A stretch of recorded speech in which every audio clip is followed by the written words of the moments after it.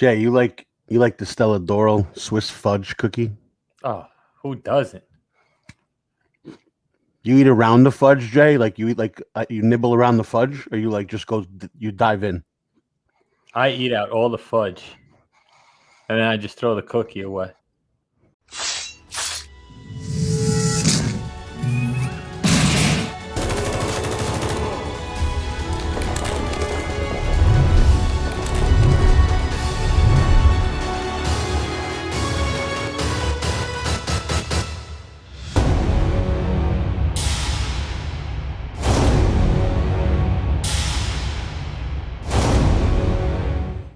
What is up, defects? Guess what? We're back, and it's another new comic book day show. It's where we take that new comic book day pull list from Chris Nelms over at comicbookinvest.com. We take that list, we break it down defect style. All right, there's going to be a link to Chris Nelms' article in the description of this video. Go check it out. He's got the full list of variants. He's got his own picks. He's got a different take. We do our take. He does his take. It's awesome. Go check it out in the description. Before we get into these books, the Butcher 105, and with those sponsors.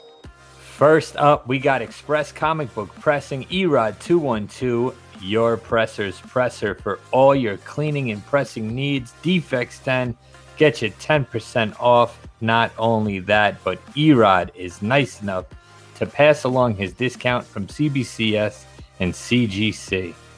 Mutant Beaver Comics, one of the world's largest online exclusive variant retailers, shipping worldwide. Defects 10 gets you 10% off. Tell Pat and the B-Man we sent you. All right. Without further ado, let's get into some books. This is exciting. We're going to put Chris's list up there so you can take a look at it before we hit you with the books this week.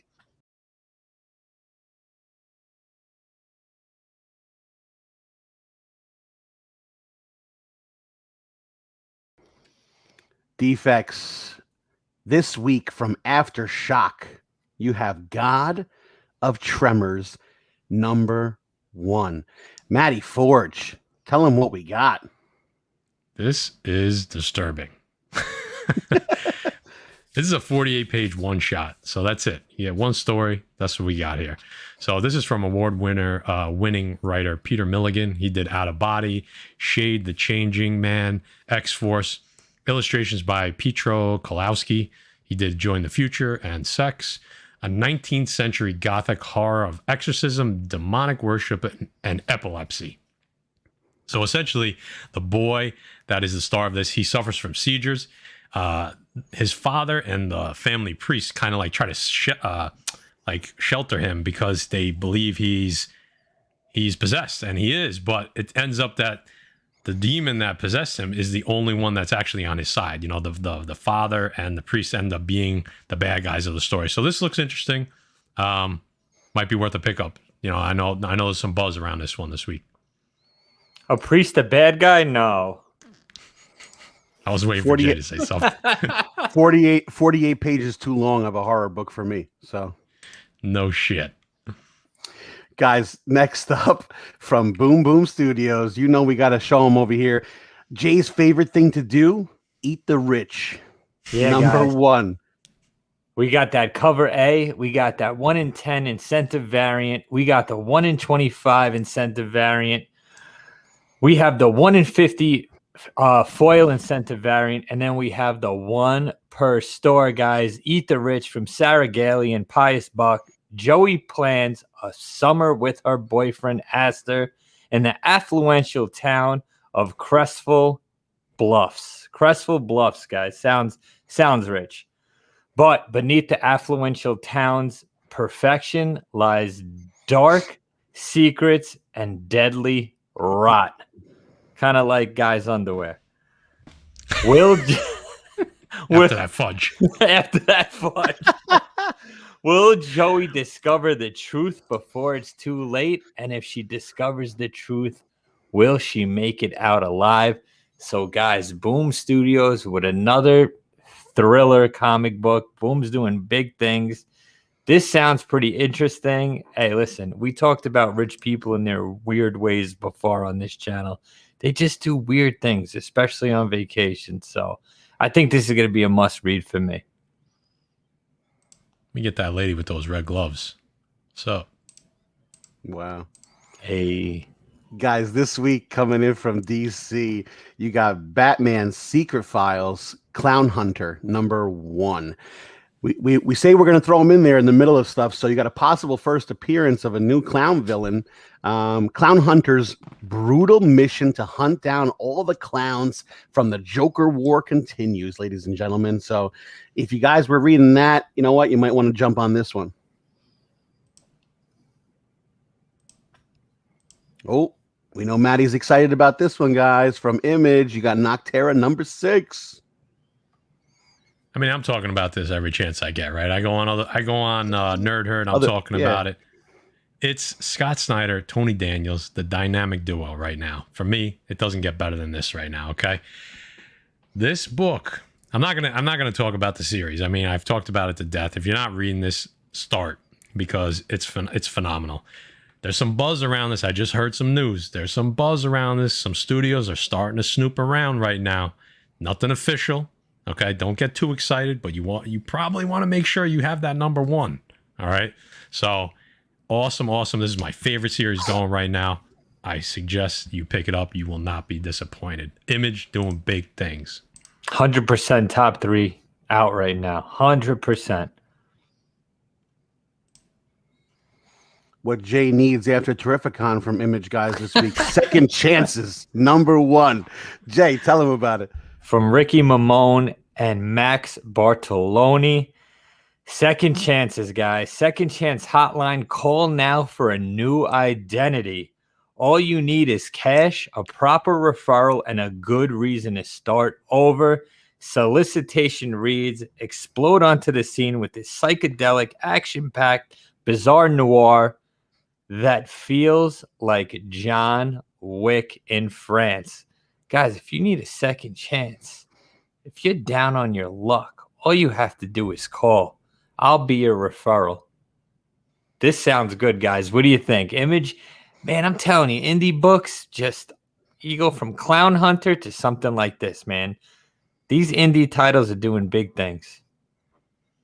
I think what's going on is that the indies have so much, they're not tied to like the Marvel and DC like norm. They can go outside the box, and that's what people are digging right now. Marvel and DC better take notice. Yeah, and you see all these big Tinian, whatever you want to call them, another one to leave DC. You see all these writers and artists going on to do their own ventures, and I think it's a good thing, guys. Speaking of Image Comics again, guys, you got Time Before Time #4. Maddie's been on this book since Jump Street, and let me just tell you, it says a startling discovery threatens Tetsuo and Nadia's fragile alliance, while a deadly trap begins to close around them. So, Maddie, what do you think about this book? Yeah, just to give my 2 cents, if you're a fan of Looper, you're gonna like this. You know, bottom line, it's an underrated series. I'm curious to see where it's gonna go. I think I caught up last week. I know I was on #2. I think I read #3. Yeah, I did. So yeah, this is I'm digging this. Not nowhere near Noctera, but definitely a solid title from Image. Guys, check it out. And hitting you with the Marvel now, guys, this week, you got, obviously, with all the Kang news, you got Kang the Conqueror #1. You got a bunch of covers over there. Maddie, give us a little info. Yeah. Oh, one quick thing. Time After Time actually has a 1 in 25 this week. Let me go back real quick, which I thought was interesting because they haven't had an Exenta variant, I think, since #1, which is only a 1 in 10, I believe. So leads me to believe something is going to happen in this episode, in this issue. So I'm not saying run and buy that 1 in 25, but keep your eyes open. You never know. Something's happening here. All right, back to Kang. Good point. This is an origin of Kang, and surprisingly, this is the first solo series for Kang. I was shocked when I saw that. I would have guessed that he had it before, but apparently not. So essentially, it reads a cycle that could finally explain the enigma that is Kang, and a cycle that begins and ends with an old and broken Kang sending his younger self down a dark path. This is interesting. Jackson Lansing, Colin Kelly, they're writing it together. I'm digging these covers. I think that headshot variant is going to be the one out of the regular, non-incentive variants that probably has the most value. And then obviously you have the 1 in 50 that's going to probably go through the roof from Stegman. This is a series that I think could be good, but I think speculation-wise and just value-wise, I think you're going to start to see this sell for more than coverage. I don't know. What do you guys think? I'm loving cover A, man. I think cover A is the cover right there. I agree. Art wise, I'm wondering. You know what? I'm excited to read this. I wonder if they're going to go back and talk about, Immortus and Ramatut and go. I think so. An origin of everything. But listen, MCU and Marvel on the same page. We all know Kang is hot. We've seen him at the end of Loki, so perfect timing. They lined up all their ducks. They're doing things right. Couldn't have said it better. Strike while the iron's hot. That's it. Bang, bang. Guys, next up from Marvel, you have Miles Morales, Spider-Man Annual #1. Jay's going to talk about a few of these covers. Yeah, we got cover A, guys. We got that connecting variant, and we got the 1 in 25 flex variant, which I think is awesome. From Jed McCade and Saladin Ahmed, illustrated by Luca Marska. Miles is investigating a series of monster attacks in Brooklyn when he runs into an ally, Amulet. Can Spider-Man and Amulet find out what activated these monsters from a cursed magical object before it's too late? Guys, we know Miles is hot. It looks like he's getting a new sidekick with Amulet. That 1 in 25, man, I'm feeling that. That's an awesome cover. You like that 1 in 25? Yeah, I like that 1 in 25.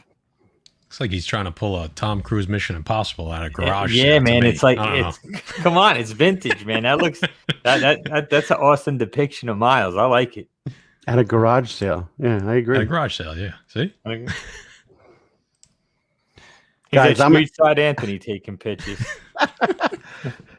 I'm excited about just reading the synopsis to this. So I wrote this whole thing on here, and I want to just read it because I think it's really cool. From Marvel Comics, you have Spider-Woman #14. Cover A, I think, is a dope cover. She's looking strong on that cover, man.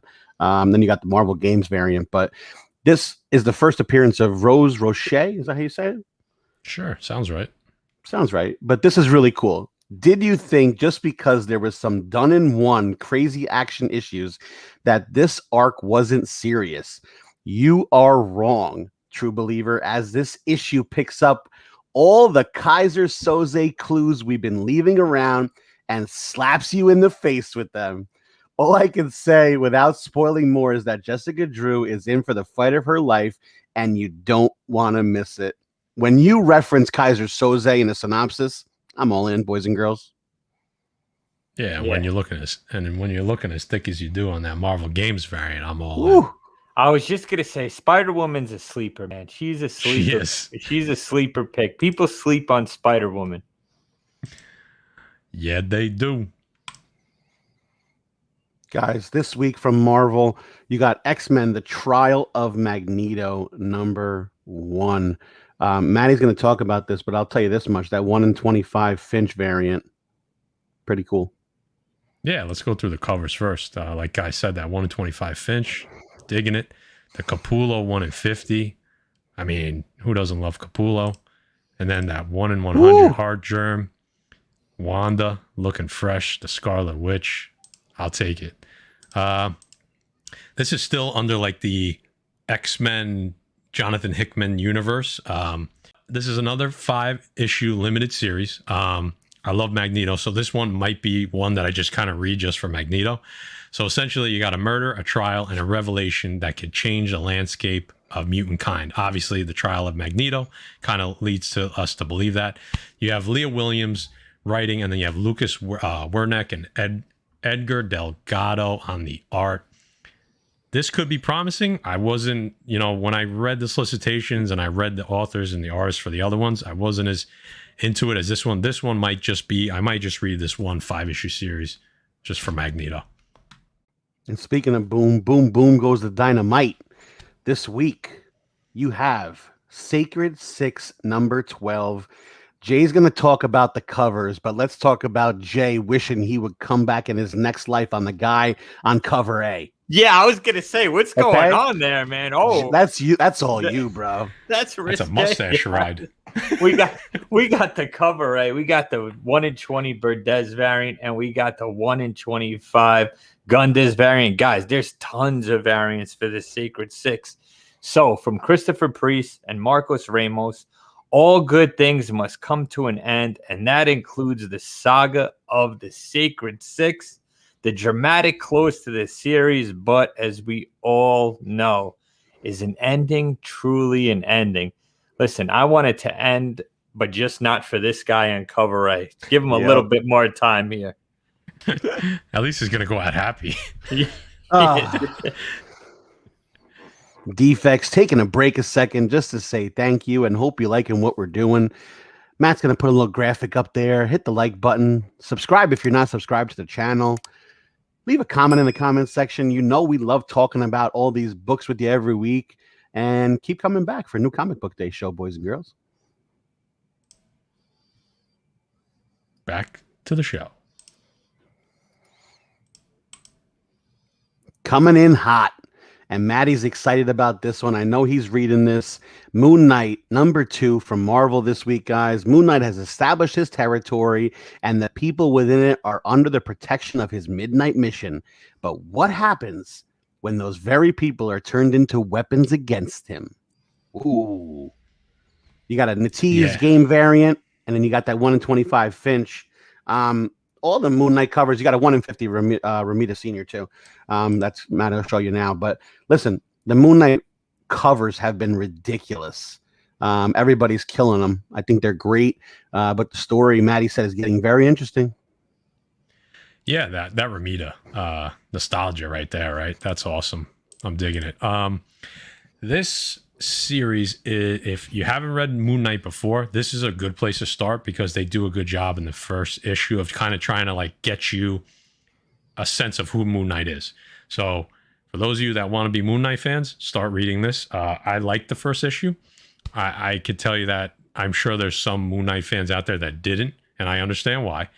But I gave it a chance. I enjoyed it. I'm looking forward to issue 2. Issue 1 did have a pretty big first appearance. I'm going to go out on a limb. This isn't our speculation shows are separate. I'm going to say that issue 1 is going to be very important. Hunter Moon is going to be a character that I think we see more of. I'm not going to go into my full explanation why, but I think it's going to be an important character. Also, issue 2, this issue, I think we're going to get a first full appearance. We saw some type of villain at the end of issue 1. We don't know who it is. We saw a little bit of a shaded character that wasn't Hunter Moon. Some people were confusing that was Hunter Moon, but it's not.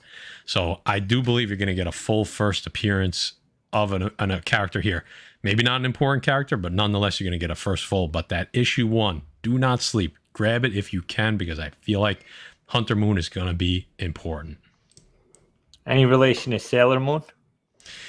We'll find out because only in your dreams. It looks like could be a serious character just for a different reason. Guys, this week from Marvel, you have Way of X number 5.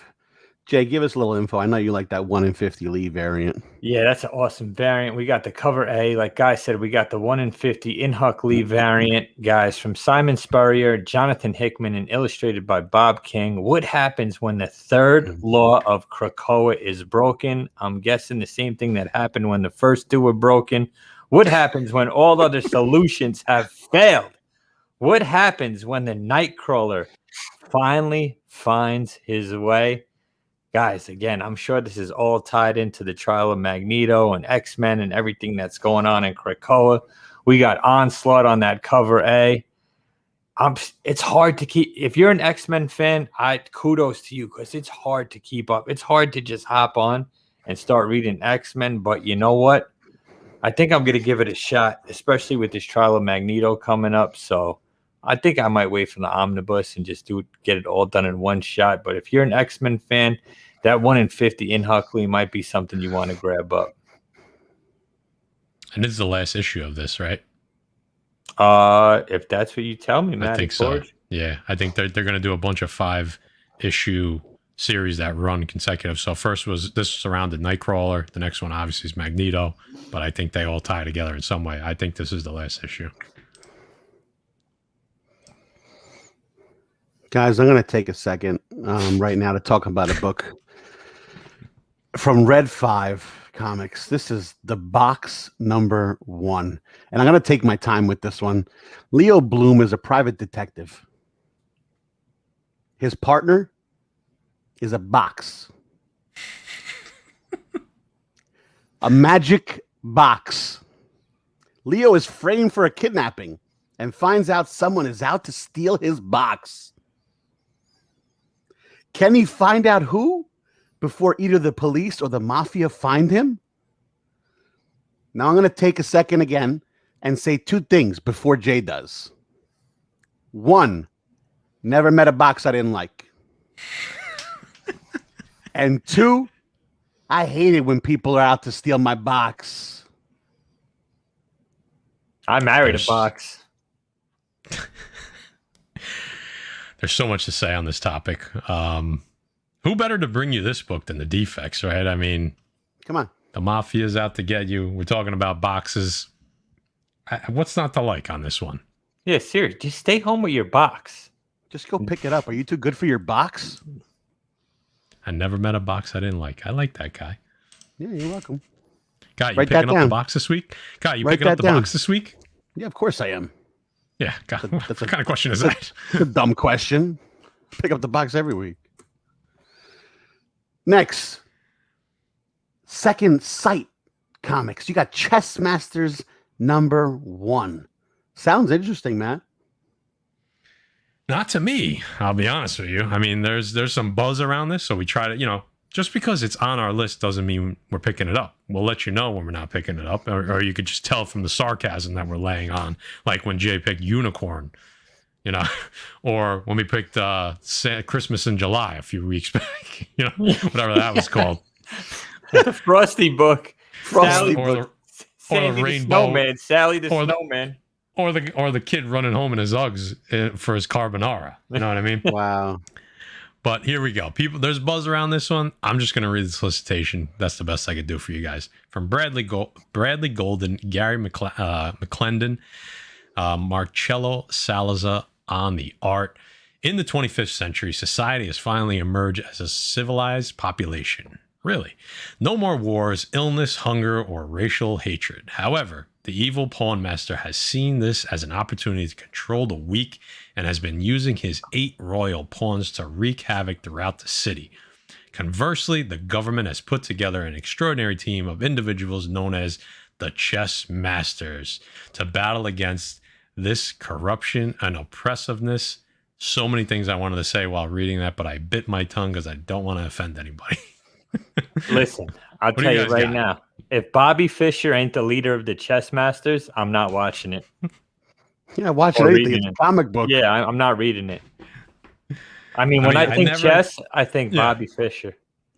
When I think chess, I don't think, semi-automatic rifles on the cover, but hey, that's what we got. So I feel like it should, if Jay wrote it, it would have went from Pawn Masters to the Porn Masters, and it would have went from Chess Masters to the Masturbators. So. I was gonna say Chest Masters. I was gonna say Chess Masters. That's where my head was. Yeah. But at least we're all on the same page here, which is rare. All right, for Chris Nelms' pick of the week, we got Bermuda #2 from IDW, that 1 in 25 J. Scott Campbell incentive variant. Here's what Chris has to say. Campbell has his rabid followers, and IDW books have low print runs, so how many will buy 25 or even 50? Because there's a 1 in 50 version of this as well. So a perfect opportunity for long-term growth. Guys, Chris Nelms knows what he's doing here. Listen to this man. I like to pick Chris. Defects. That wraps up the new Comic Book Day show, but don't go anywhere. Yes, I've said it a million times, but we're still talking about the giveaway. Probably one more time. This is the last time we're talking about it. It's going to be this Wednesday. don't miss the live show. We have a ton of prizes and a ton of surprises. You guys aren't going to want to miss it. I'm going to pop something up over Jay's head. Last chance to enter. You're not going to want to miss this one. New Hampshire. We're going. Little giant old school comic book show. What is that? August 21st, Jay? August 21st, coming up this week. There you go. So we're going to be there. If you're in the area, please stop by. Come and talk to us. That's going to be a blast. So we're going to get out of here. For the Pressable Defects, we will catch you on the next New Comic Book Day show.